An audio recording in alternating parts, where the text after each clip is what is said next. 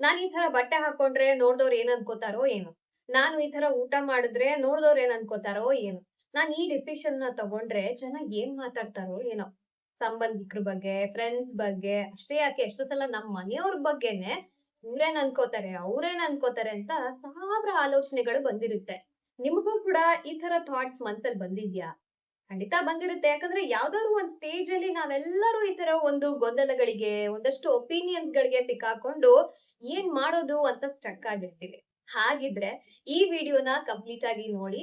ನವ್ಯ narrates ನ ಇವತ್ತಿನ topic ನಿಮ್ಗೆ ಖಂಡಿತವಾಗ್ಲೂ ಇಷ್ಟ ಆಗುತ್ತೆ. 3, 2, 1. ನಾವೆಲ್ಲರೂ ಕೂಡ ನಮ್ ಲೈಫ್ ಅಲ್ಲಿ ಯಾವ್ದೋ ಒಂದ್ ಸ್ಟೇಜ್ ಅಲ್ಲಿ ಒಂದಲ್ಲ ಒಂದು ಕಾರಣಕ್ಕೆ ಬೇರೆಯವ್ರ ಒಪಿನಿಯನ್ಗೆ ಅಥವಾ ಬೇರೆಯವ್ರನ್ನ ಮೆಚ್ಚೋಕೋಸ್ಕರ ನಮ್ಮ ಆಸೆಗಳನ್ನ, ನಮ್ಮ ಕನಸುಗಳನ್ನ ಬಲಿ ಕೊಟ್ಟೇ ಕೊಟ್ಟಿರ್ತೀವಿ. ಇದನ್ನ ಎಷ್ಟ್ ಜನ ಒಪ್ಕೋತಿರೋ ಇಲ್ವೋ?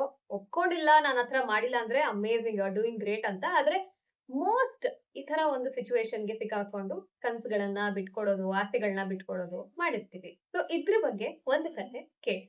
ಒಬ್ಬ ಫೇಮಸ್ ಆರ್ಟಿಸ್ಟ್ ಒಂದು ಅತ್ಯುತ್ತಮವಾದ ಪೇಂಟಿಂಗ್ ಮಾಡಿರ್ತಾನೆ.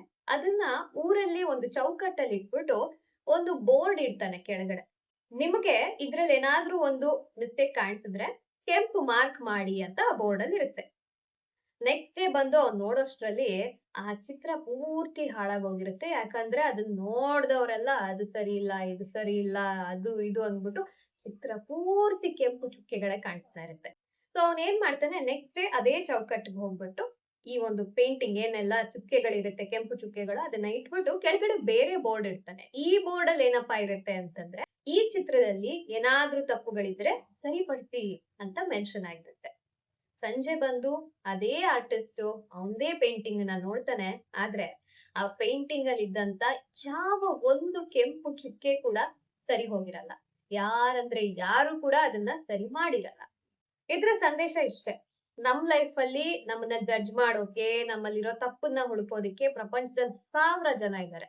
ಆದ್ರೆ ನಮ್ಮಲ್ಲಿರುವಂತಹ ತಪ್ಪುಗಳನ್ನ ತಿದ್ದಿ ಅದನ್ನ ಸರಿ ಮಾಡಿ ನಮ್ ಜೊತೆ ನಿಲ್ಲೋದಕ್ಕೆ ಯಾರಂದ್ರೆ ಯಾರು ಇರಲ್ಲ.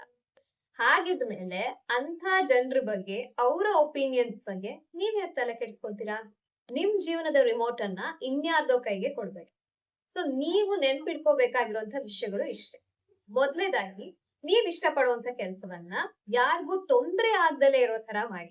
ಯಾಕಂದ್ರೆ ಕೆಲವೊಮ್ಮೆ ನಾವ್ ಇಷ್ಟಪಡೋದು ಇನ್ನೊಬ್ರು ಯಾರಿಗೋ ತೊಂದ್ರೆ ಆಗ್ತಿದೆ ಅಥವಾ ಯಾರ್ದೋ ಜೀವನ ಹಾಳು ಮಾಡ್ತಿದೆ ಅಂದ್ರೆ ಅದನ್ನ ನಾವ್ ಮಾಡಕ್ ಹೋಗ್ಬಾರ್ದು. ಎರಡನೇದಾಗಿ, ಪ್ರತಿಯೊಬ್ರುನು ಮೆಚ್ಚಿಸ್ತೀವಿ ಅಂತ ಹೋದ್ರೆ ಸಾಧ್ಯವೇ ಇಲ್ಲ. ಎಲ್ರುನು ಮೆಚ್ಚೋದಿಕ್ಕೆ ಸಾಧ್ಯನೇ ಇಲ್ಲ, ನೀವೆಷ್ಟೇ ಒಳ್ಳೆಯವರಾದ್ರೂ ಅಷ್ಟೇ.